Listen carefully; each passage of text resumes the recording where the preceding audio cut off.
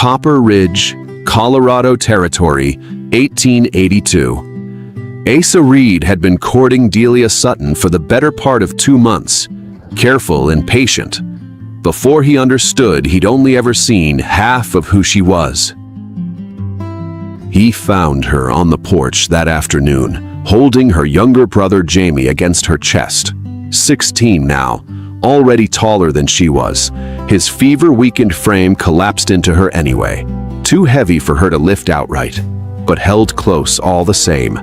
One hand cradling the back of his head, her whole body braced around him like she'd already decided, somewhere deep and wordless, she would not lose him.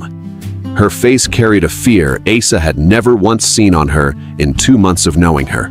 Not even the day her own mother had taken a bad fall on the ice. Jamie had collapsed in the yard an hour before, burning with fever, and Delia had half carried, half dragged him the last 30 yards to the house herself, his boots scraping useless furrows in the dirt, rather than wait for help.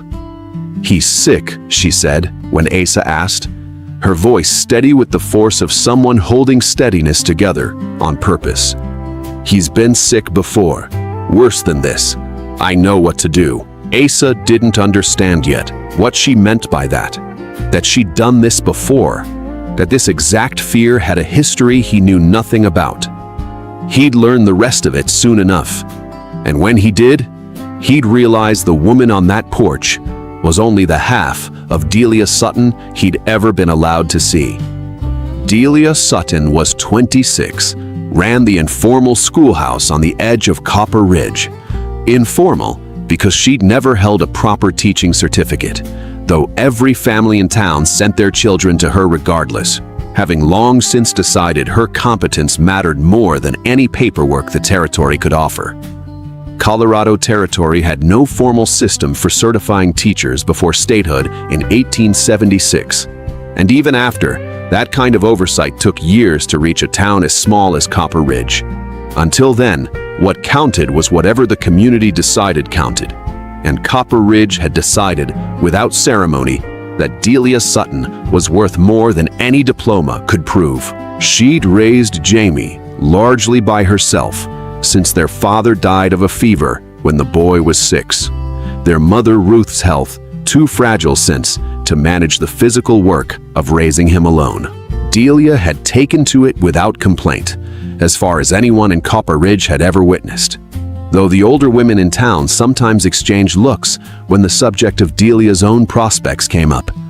The look reserved for a story everyone half remembers, but nobody quite says out loud.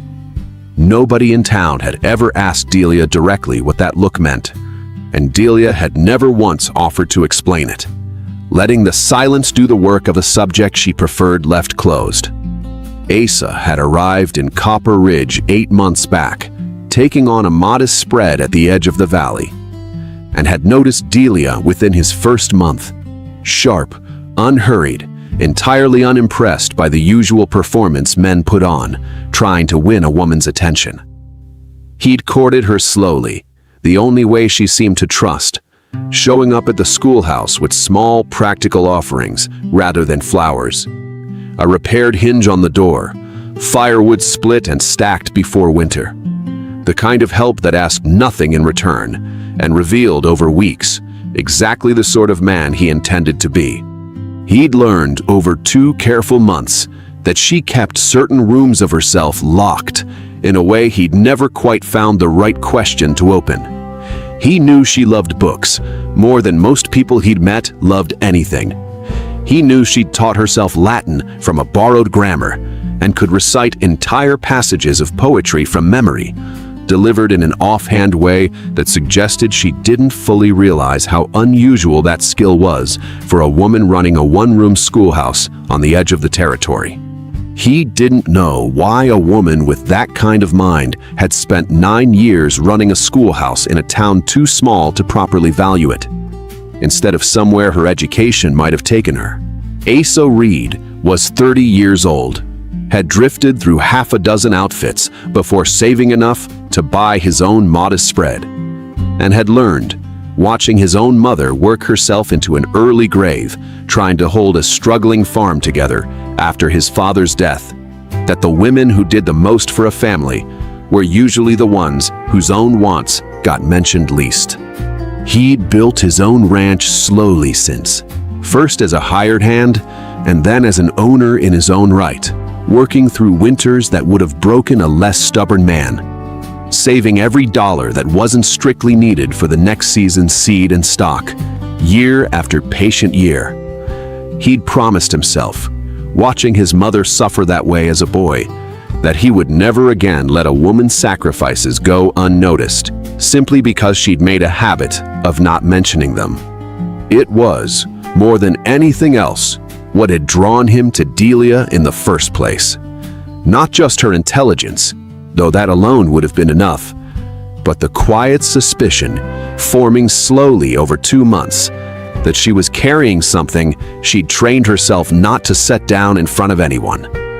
He recognized that kind of quiet strength because he'd watched it up close his whole boyhood and had promised himself, somewhere in those years, that he wouldn't simply admire it in a woman someday without also trying to lighten it. He hadn't pushed. He'd learned, courting her, that Delia answered careful patience with more openness than she ever gave direct questions, and had contented himself with the slow accumulation of small honesties she offered when she was ready, rather than when he asked.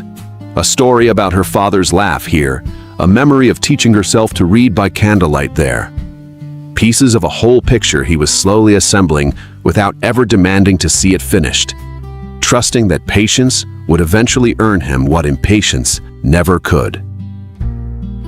Watching her on the porch that afternoon, Jamie's fever climbing, her whole body braced around him like she'd done this exact thing before, and expected to have to do it again. Asa knew he was looking at the edge of whatever room she'd kept locked. It was about to open, whether either of them had planned for it to.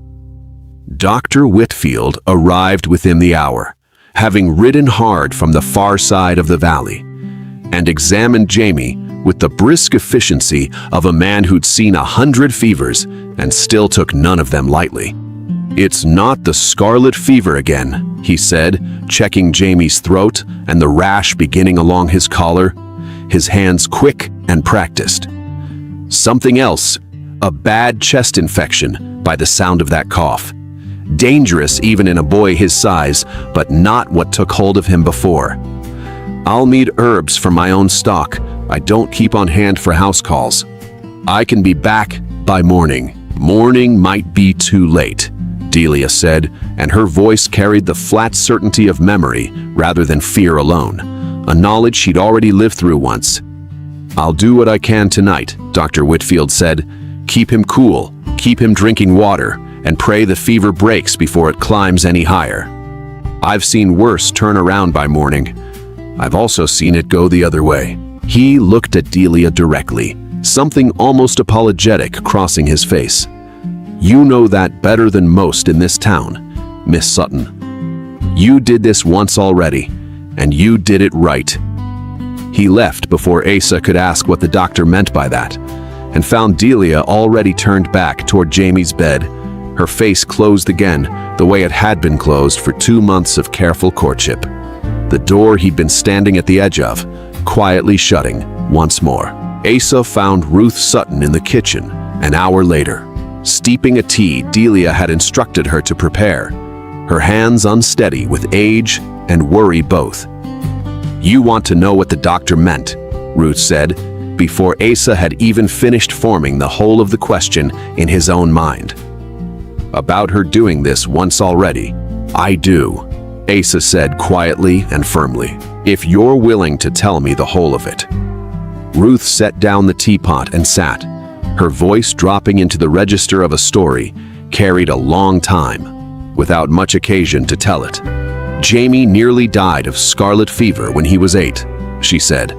Same year Delia was accepted into a ladies' seminary back east, Massachusetts, a real school, the kind of place a frontier girl gets offered maybe once in her whole life, if she's lucky and clever enough, which Delia was both.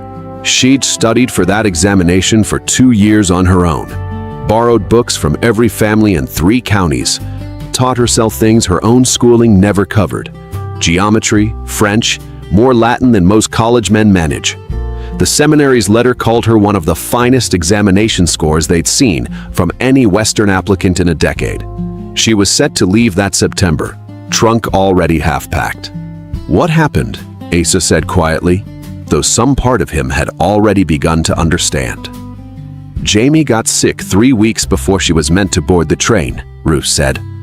"I was already poorly myself that year. Couldn't manage the nursing of fever like that required. The constant watching, the cooling baths through the night. Someone strong enough to hold a thrashing, delirious child still for the worst of it." His father had died only 2 years before that, and I don't mind telling you I wasn't holding together well enough myself to be much use to anyone. Grief still sitting heavy on me most days. Delia wrote to the seminary and gave up her place. Never told them why, beyond family circumstances. Never told Jamie the full truth of it either. Not once, not in 9 years. He still doesn't rightly know what she gave up to keep him alive, and I expect she'd rather it stayed that way. Though I've never agreed with her on that point. This story's already found its way to places I never imagined when I sat down to write it. Brazil, Nigeria, India, the Philippines, corners of the world I'm only starting to learn the names of. If Delia, Jamie, and Asa are keeping you good company tonight, a like helps more than you know. Tell me where you're watching from. I read every comment. Now, Jamie's fever hasn't broken yet, and Asa is about to understand exactly what it costs Delia every single time her brother gets sick, to hold that fear steady without ever once asking anyone to hold it with her. Asa found her on the porch again near midnight, having finally coaxed Jamie into a restless sleep at last, her own eyes hollow with exhaustion and something older than exhaustion. "Your mother told me about the seminary," Asa said, sitting beside her. Delia's whole body went still. "She had no right," Delia said, quiet and sharp at once. "Maybe not," Asa said, "but I'm glad she did, because I've spent 2 months trying to understand what you keep locked away, and I don't think I'd have ever gotten there on my own, patient as I tried to be. Why didn't you ever tell me?" "Because it isn't a story I tell," Delia said. "It's not a sad tale I trot out for sympathy, Asa. It's just what happened. I made a choice. I've never once regretted the choice itself. Jamie's alive, and nothing else matters more than that fact. I've just never found a way to talk about it that doesn't sound like I'm asking someone to feel sorry for me, and I would rather live the rest of my life unpitied than spend 1 more minute performing grief over a door that closed 9 years ago. A door I closed myself and would close again without hesitating." "I'm not offering pity," Asa said. "I'm offering to actually see you. Every part, not just the parts you've decided are safe to show a man courting you slowly enough not to ask hard questions." Delia was quiet a long moment, watching the dark line of the road with the flat, careful blankness of someone who'd stopped letting herself hope years ago, her hands folded tight in her lap as though holding something in place. "I dream about that letter sometimes," she said finally, so quietly, Asa nearly missed it. "The acceptance letter. I kept it for years, in the bottom of a trunk, before I finally burned it. I told myself it was easier not having it there to look at. I'm not sure that was ever true. Some nights I think I'd give a great deal just to read it one more time, even knowing exactly how it ends." "I watched my own mother do something similar," Asa said after a while, his voice quiet in the dark. "Not the same shape of sacrifice, but the same kind of quiet. Giving up wanting things for herself, because somebody else's needs always seem to arrive first and stay longest. She worked herself into an early grave, never once asking anyone to notice what it cost her. I promised myself, watching that happen, that I'd never let a woman I loved disappear into that same silence without somebody at least trying to see her plainly. "Is that what this is?" Delia asked. "You loving me?" "Been building towards saying it for about 3 weeks now," Asa said. "Wanted to be sure it wasn't just admiration talking. It isn't. I love you, Delia, the school teacher who never got her certificate because she was always mending some other emergency first, and the girl who gave up Massachusetts for a scarlet fever ward, and every part in between that you've been carrying alone, because you decided a long time ago that carrying it alone was simply what capable people did." Delia's composure finally broke, quiet and unshowy. Tears she didn't bother wiping away, her shoulders finally dropping from the careful set they'd held for hours. "I don't know how to want something for myself anymore," she said. "I gave that up so long ago, I'm not sure I remember how it worked." "Then we'll figure it out together," Asa said. "Same as we're figuring out how to get your brother through tonight, because his fever's climbing again, and neither of us has slept." Jamie's fever spiked dangerously past midnight, his breathing gone shallow and ragged in a way that frightened even Dr. Whitfield's calm assessment from hours before. Delia watched her brother's chest working too hard for air, and knew, with a certainty that had nothing to do with the doctor's earlier reassurance, that morning might genuinely be too late.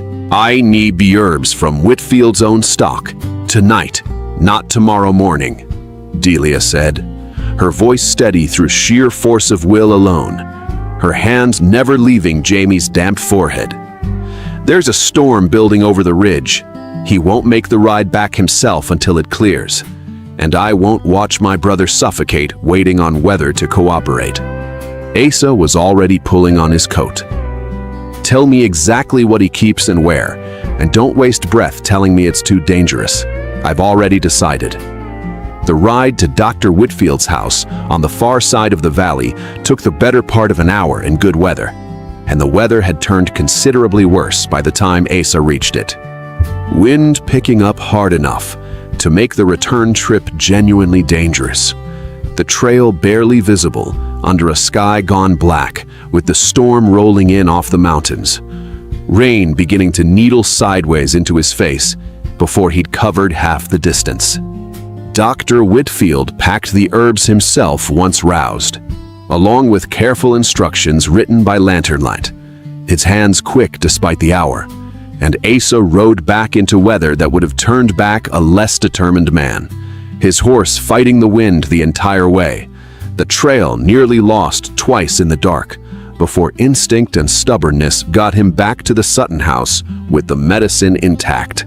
The herbs kept dry inside his coat against his own chest the whole ride. He arrived soaked through and shaking with cold himself, and found Delia exactly where he'd left her.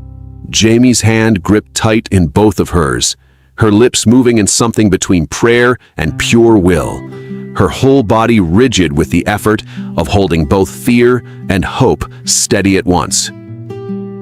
The herbs worked by dawn, Jamie's breathing easing into something less ragged sometime past 4 in the morning, his fever finally beginning its slow retreat as the storm outside spent itself into ordinary rain. Delia sat by his bed until full light, refusing every offer Asa made to relieve her even for an hour, and only once Dr. Whitfield himself arrived at sunrise and confirmed the worst had passed did she finally let herself lean back in the chair, exhaustion overtaking the fear that had held her upright all night, her hands finally still in her lap for the first time in hours.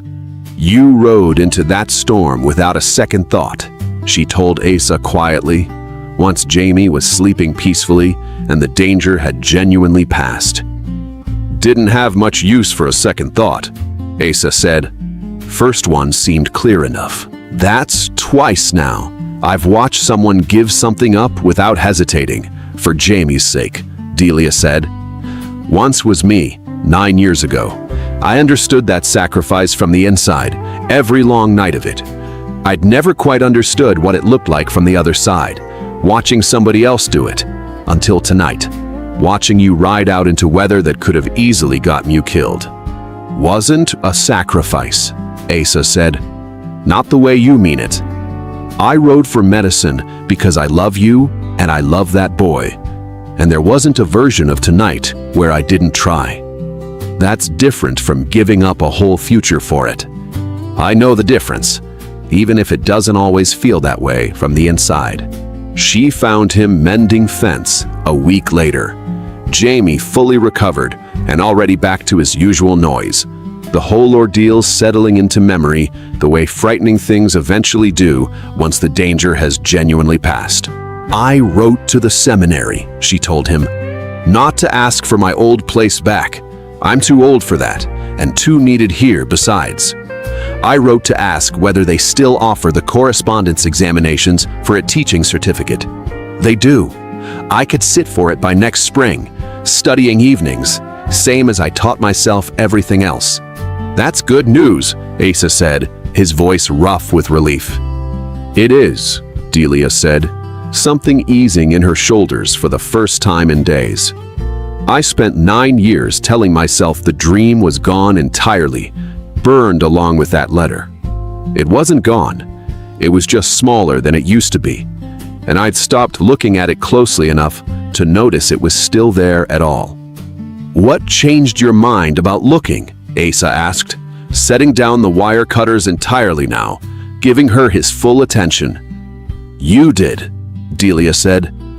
Watching you ride into a storm without asking whether it was worth the risk taught me something about what it actually looks like to want something enough to fight for it, instead of simply enduring what circumstances hand you. I'd forgotten I was allowed to want things that way too. I'd spent so long being the person who managed everyone else's crisis that I'd stopped believing I was owed a crisis of my own, worth fighting for. A future I could choose, instead of one that simply happened to me. Then I'd like to keep teaching you that lesson, Asa said, for considerably longer than one bad night, if you'll have me for the rest of it. Yes, Delia said, I'll have you and the correspondence course both, and I don't intend to choose between them ever again. They married the following spring, once Jamie was fully strong again and Delia's first correspondence examination results had arrived. Passed with marks high enough that the seminary's own letter mentioned, almost apologetically, that they wished she'd found her way back to them years sooner. Delia earned her full teaching certificate within 2 years, studying most evenings after Jamie was asleep and the day's ranch work fully done. Asa often reading beside her at the same table, simply to keep her company through the harder passages of coursework, refilling her lamp oil without being asked whenever it ran low. Copper Ridge's schoolhouse, informal no longer, grew into the finest in the county under her official instruction. Families from neighboring towns eventually sending their own children to board with relations just for the chance at her classroom. Jamie grew into a strong, easygoing young man who never did learn the full weight of what his sister had given up for him. Though Delia told him eventually, gently, on his own 17th birthday, not as a burden to carry, she told him, but as a fact worth knowing about the kind of person his sister actually was. Jamie cried harder than either of them expected, and hugged her longer than a 17-year-old usually allowed himself to hug anyone, and never once, in all the years after, took for granted what that hug had actually been thanking her for. Asa built a second room onto their house that first year, a proper study lined with shelves, and filled it slowly with every book Delia had ever mentioned wanting and never allowed herself to buy. A standing joke between them that he was still, 9 years late, delivering her acceptance letter to Massachusetts, one shelf at a time. Delia kept a single empty space on the highest shelf, reserved, she told him, for whatever book she hadn't discovered wanting yet. Ruth Sutton lived to see her daughter's certificate framed on the schoolhouse wall, and told anyone who'd listen that she'd never once regretted telling Asa the truth that terrible night. Because some doors, she said, only ever open again when somebody finally has the nerve to ask what's behind them. I made a choice. I've never once regretted the choice itself. That's the line I keep coming back to. Not because Delia was wrong to say it, but because I think it's possible to mean every word of a sentence like that and still be carrying something unspoken underneath it for 9 long years. Not regret exactly, just an ache that never got room to exist out loud, because saying it might have sounded like taking back a choice she'd never actually wanted to take back in the first place. Asa didn't fix that ache by solving it for her. He didn't even really fix it by riding into a storm, brave as that was. He fixed it, if fixed is even the right word, simply by noticing there was a locked room there at all, and by being patient enough to wait until she was ready to open the door herself, rather than forcing his way in, because he decided he had a right to know. Some sacrifices don't need to be undone to be honored. They just need somebody willing to finally see the whole size of them. Thank you, truly and honestly, for riding with me today. Until next time, my friend, keep riding wherever the road takes you.